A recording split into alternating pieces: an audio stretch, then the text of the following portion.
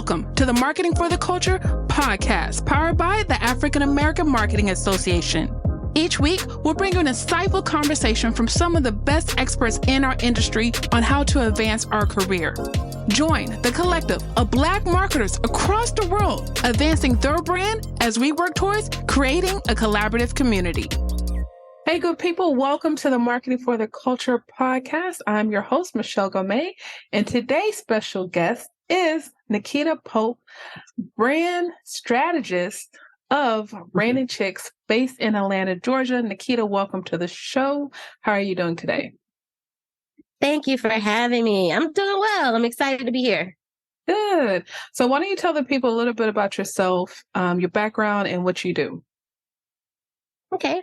So I started as a graphic designer. My training is in graphic design. I went to undergrad at Hampton University, go Pirates. And then I went on to the Portfolio Center, which is now Miami Ad School here in Atlanta.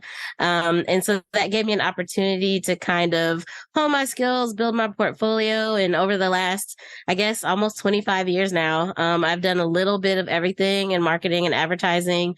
I've been a designer, an art director. I've been a creative director. And then I started my business, Branding Chicks, about almost 10 years ago now. So I specialize in brand strategy and brand development for women-owned businesses and femme-focused brands. Very cool. So you said a lot that I want to kind of dissect. Okay. Because it's so many things, right? Mm-hmm. I need a logo. I need a flyer done, right? Yes. So yes. What's the difference between maybe a graphic designer, you mentioned creative, art director. So what's the difference between those? And then of course the levels between those different titles. Okay, that's a great question. So as a graphic designer, I feel like there's a lot of flexibility.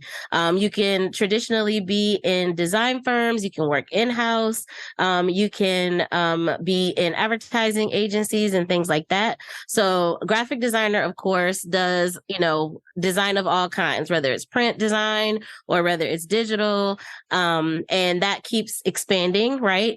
Traditionally, when you hear art director, it has two specific meanings, and it's easy to get them confused. So in advertising, an art director does a lot of the same things a designer does, but specifically for advertising, and they tend to work in teams. So it's usually a copywriter and an art director paired together. So they concept together, they create together, and they work on, whether it's digital advertising or traditional advertising, billboards, commercials, all that kind of stuff. In a design firm or sometimes in-house, the title art director might be the next level up for a graphic designer. So they may not be working on advertising, or they may be working on advertising depending on what the situation is. But that is more to delineate the hierarchy of the department more than it is for advertising. And then a creative director kind of is the person that is, have the overarching ideas about what's going on. That a lot of times they're the ones that deal with the clients. And then you may have the people who are a little bit lower might be the ones that are coming up with the concepts and things like that. But the creative director is helping them hone those ideas and that kind of thing. Depending on how big the company is, that goes, the role changes a bit, but ideally they are the one with the 300,000 foot view of what's going on in that creative department. Very good. And do you think that's an actual gradual process? Can you be a creative director without the design skills, in your opinion? I think you can. There's lots of paths to creative director depending on what environment you're working in. So if you are in advertising, then you can be a copywriter or an art director and move into a creative director role or an art or an associate creative director role at some point. In design, it's normally you have to be a designer first before you can move up to be a creative director. A creative director is a senior role. So no matter what path you take to get there, most often you have experience in one of those buckets before you can move into that space. Okay. Does that make sense?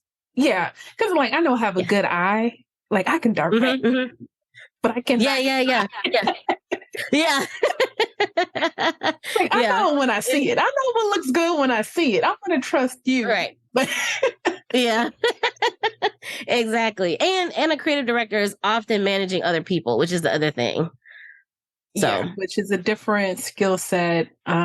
Which absolutely, into management, you're managing people, personalities, and less of the projects, budgets, all that stuff. Yeah.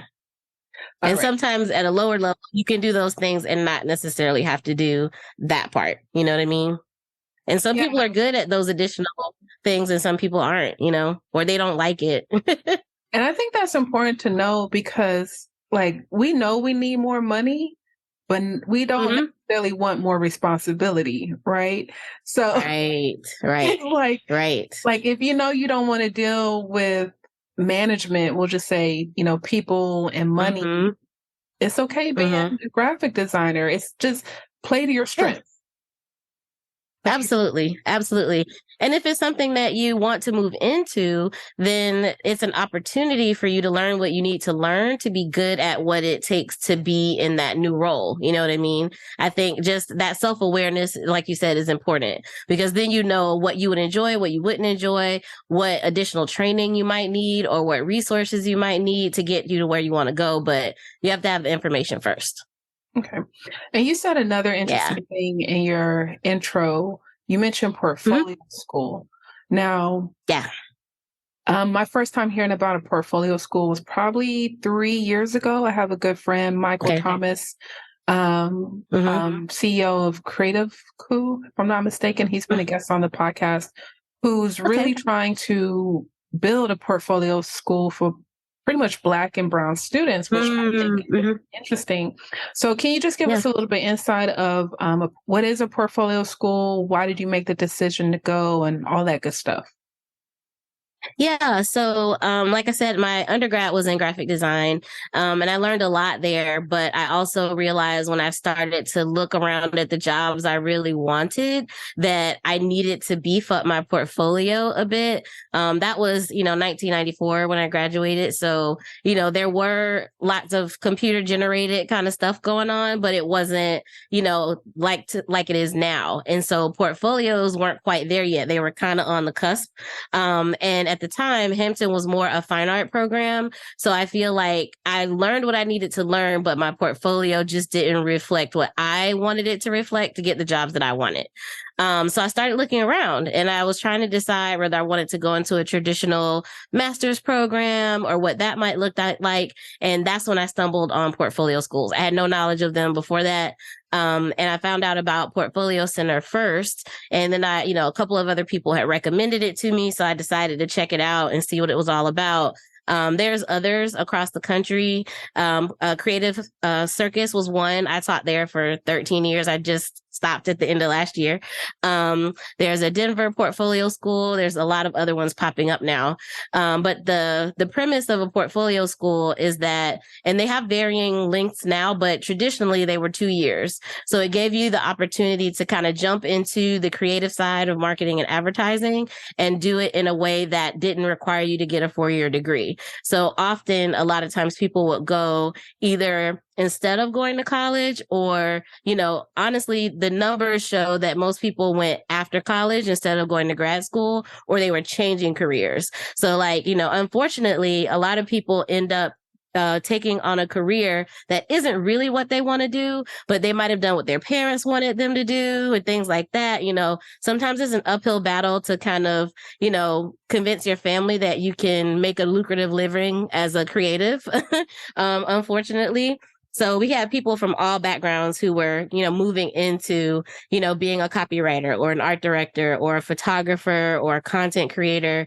And so that's kind of what that looked like. But for me, it was perfect. It gave me a chance to build on my skills. I learned a lot there. I was able to build my portfolio. And when I left, I felt like I was ready to hit the ground running and that I could get my foot in the door with the work that I had created. So, and that's what I wanted. So prior to undergrad, were you always a drawer, a doodler, like you knew you wanted to be a designer? Absolutely. Absolutely. I mean, I didn't know the term graphic design. I didn't. But I would, if my parents put a crayon in my hand, I would disappear for hours.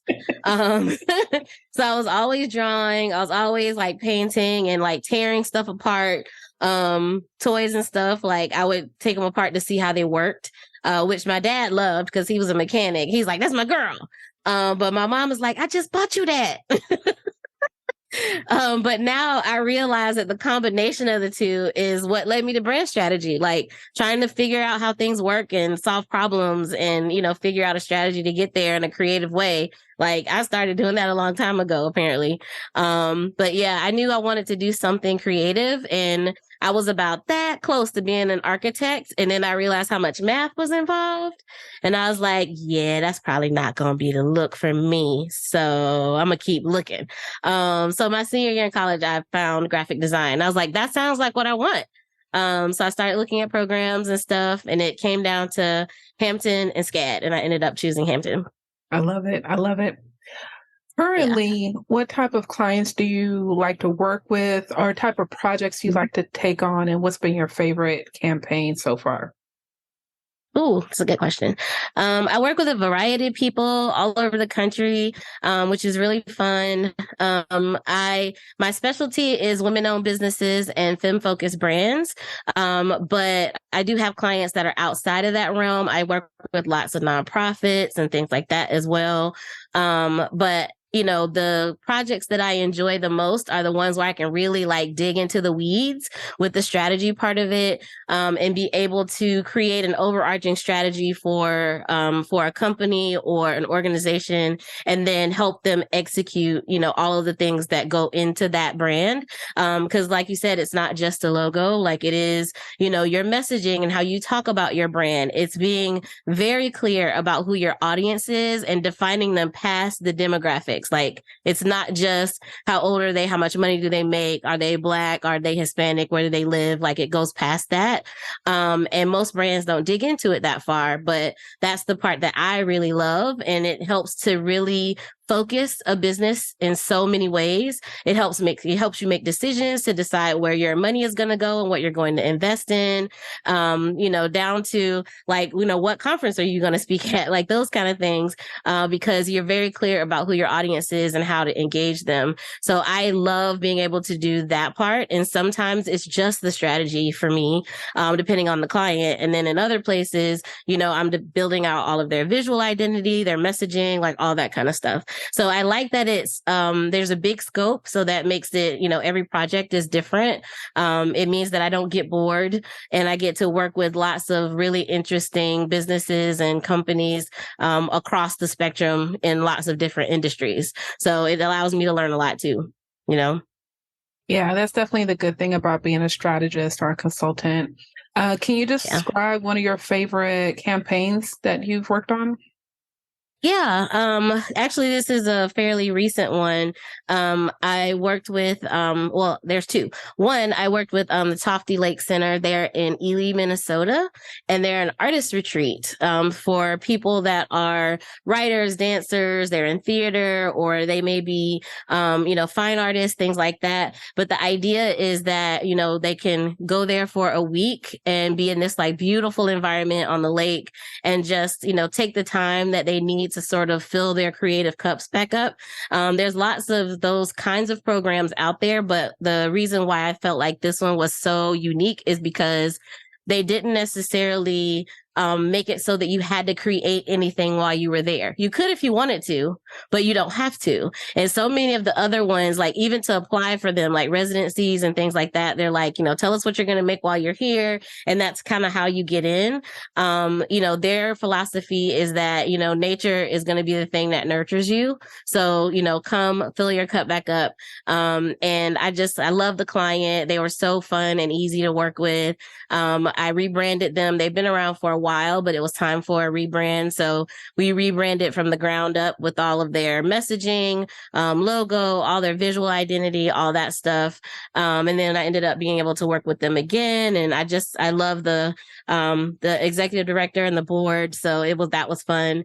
And then the second one is also a fairly recent one. I did some strategy work with the African American Diaspora Museum of Atlanta, and they are a virtual museum, and they have some really awesome programming and things like that. If you're familiar with the artist Fahamu Piku, that's one of his babies. So it was really fun to work with them and sort of get some strategy on the ground for them to relaunch. They launched during the pandemic, so they kind of took a little break to regroup and kind of relaunched in the fall last year. So I worked with them on strategy for that. So it was pretty cool. Very cool. Yeah. I would because you've been in business for a long time. Mm-hmm. You might have to help me with this question, right? Okay. How do you find the balance of when a client reaches out to you for one thing, but they need so much more, right?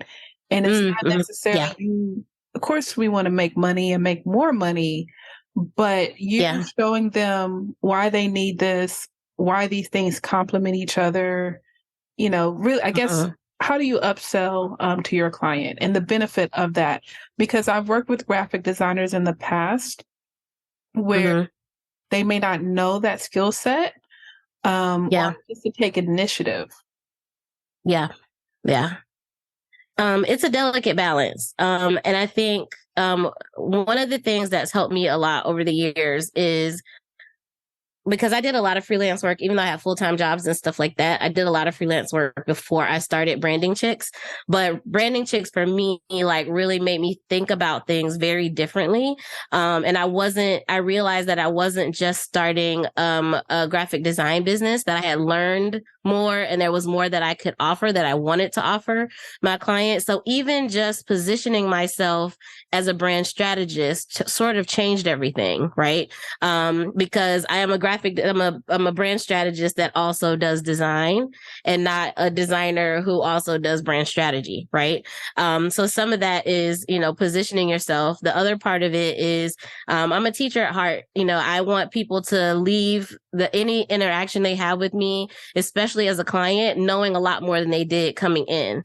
So for me, I don't even necessarily look at it as upselling, although that's the result. I'm just trying to teach them something. I'm like, the reason why we need to do this is because this is the foundation of your brand. It's not just one thing. And I don't believe in I'm going to go away and do all the smoke and mirror stuff behind the scenes and then bring it to you ta-da, here's your brand.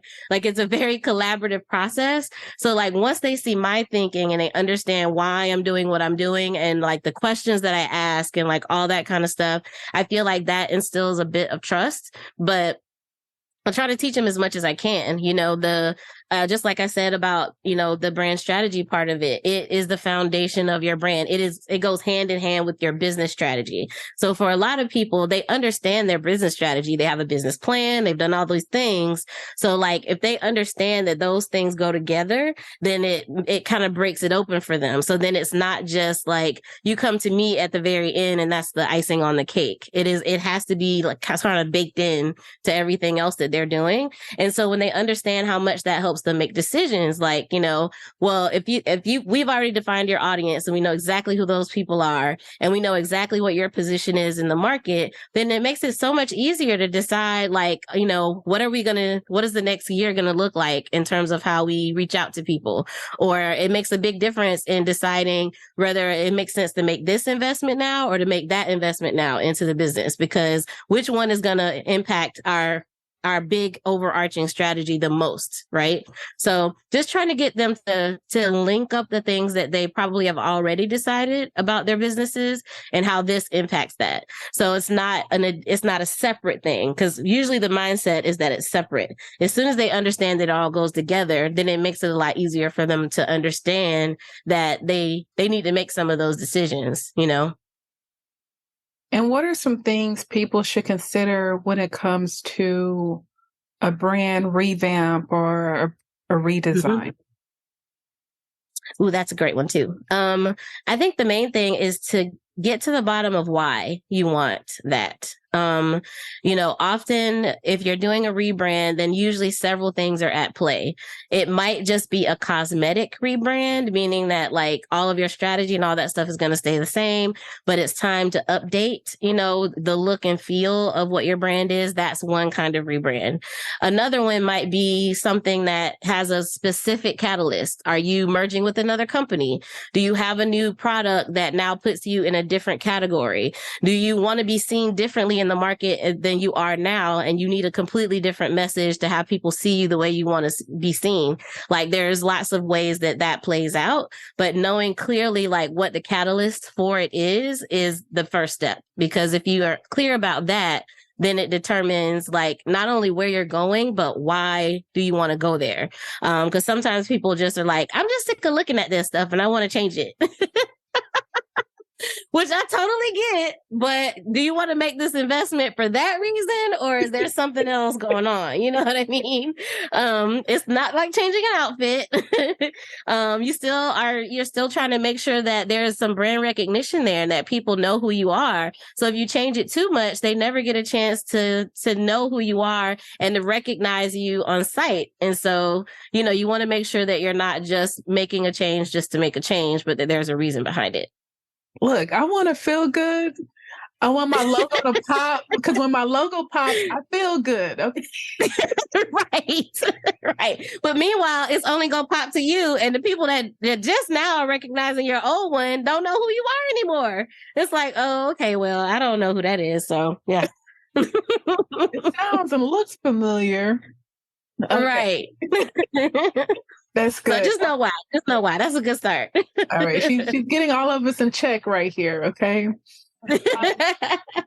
Well, just hold your horses, get a consultation, see if Let's talk about this. And I get it. I'm prone to chop my hair off in a minute. Like I understand it. I get it. I get the impulse, but you just got to think it through.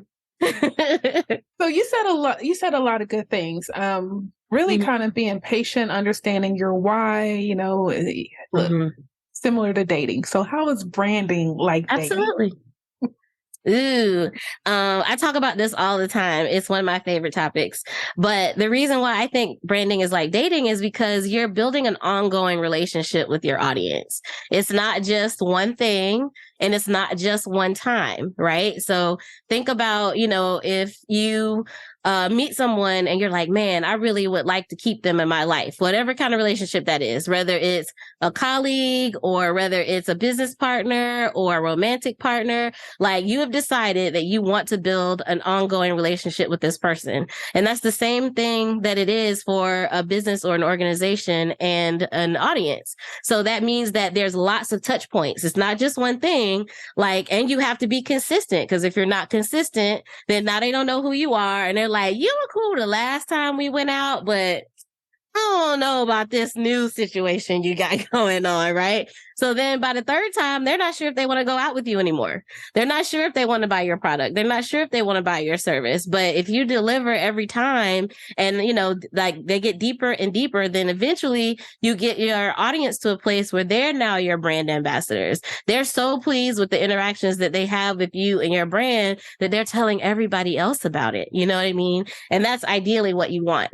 So when most people, when they think about a brand, they think about sort of like all that initial stuff that has to happen, but they don't understand that it's every single touch point. Every time you go to Chick-fil-A and they say, it's my pleasure, that is part of their brand, right? Every single, down from the highest level of strategy from the CEO down to how you tell your receptionist to answer the phone, that is part of your brand, every single touch point. So if you think about it like that, then you understand not only the big picture of it, but also the minutia of it and the need to be consistent in order to build that relationship. I love it. And you'll be speaking on that topic at the Marketing for the Culture Summit, June 1st, 2023 in Houston, Texas. So what can the people expect from you? You already said you're a teacher at heart. Yes. Branding like dating is your topic. So what are some of the tidbits people can get from you in your session? Yeah, so we're going to talk about the stages of dating your audience. Not only all of the things that are involved in that, all the elements that are involved, but also what that sort of timeline might look like. And how you can make sure that it's consistent and that it's authentic and that it speaks for your company or your brand. So we'll be talking a lot about that. And we'll be talking about, what the benefits are to being able to build that type of relationship with your audience, because that's the thing, like I said, that solidifies your brand in the market. It solidifies your brand with that audience.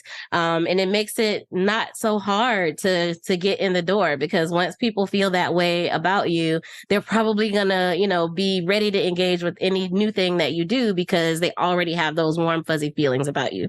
So we'll be talking about that. All right, very cool, very cool. Last year, you attended Marketing for the Culture Summit, which was in Atlanta, Georgia. Can you just give the listeners some feedback, what you experienced, and that maybe that can give them some insight on what to expect? Oh yeah. I had a great time. I came in with an open mind. I didn't, I had information, but I didn't have any preconceived notions about what to expect. I love that it was fairly intimate, even though it was a good crowd. I felt like it was small enough that I could sort of like move around and move through the crowd and talk to people and meet people and feel like really comfortable there, which I appreciated. I thought the speakers were awesome. I actually just was talking to someone about the Black and Meta talk yesterday, because I really enjoyed that one, and I've been looking more into the metaverse and all that stuff. And that one was my favorite of the weekend, so that was cool. But I just had a really good time. I was also supporting I think some of the people that were either attending or speaking I already knew. So it was a good chance for me to see them as well. So I really enjoyed myself, and I'm excited about this year. Yeah, thank you. Yeah, let's give a special shout out to Terrence over the African American Graphic Designers, AAGD.com, for any designers that are listening. You've been a part of that group for a while now. Can you give us a little bit of insight about AAGD? Yeah, I think it's a great community. There's so many people there that are really helpful. And I think that, so often it's hard for us to find our community and feel like it's a safe space. And I think the members at large definitely create that. Everybody's really helpful, willing to share resources, lots of people sharing their work and things like that. So, I really support the mission and vision of what AAGD is doing. And, some of the things that they have, planned. And I know they've been able to put a lot of designers on to be able to work on projects and things like that. So I think it's really an asset to the market. Yeah, definitely. Terrence is a very intelligent, very wise brother, and he's been doing good work for a long time. So much love and respect to him. Is there anything else you would like to add anything graphic designers, marketers need to know? Anything special about your session in June? I'm really excited about. Just anything else the listeners need to know? I think if you are working with graphic designers, bring them into the fold early. I think if you are on the marketing side, if you're on the consulting side, the strategy side, even if you're a writer, bring them in early. A good designer is not just a production person. They have ideas, they have concepts, and the ideas are just going to be that much stronger if they are on the ground floor and can do some of that thinking alongside you, and not at the end. So, that's where we like to play. That's where the fun is. So don't be afraid to call them up a little early, even if it's coming down the pike, and be like, I got this thing coming. It's not there yet, but I really want to bring you in as early as possible so you can start thinking through it. Like that's the best thing to do. So don't hesitate to do that. I think most designers would appreciate that. Other than that, I'm just excited about June. I'm ready to share with some folks and talk about branding is like dating. Yeah, definitely. So how can people find you? You can find me at brandingchicks.com. On IG, it's Real Branding Chicks. On Facebook, it's Branding Chicks. And you can reach out to me there. I'm also on LinkedIn. So Nakita M. M as in money, Pope, on LinkedIn. And we'll definitely have all of those links in the show notes. Nakita, thanks for being a guest on the show. I appreciate it. Can't wait to see you in months. It's going to be a good time. Yes. I'm excited. Yes. And it's the beginning of my birthday month.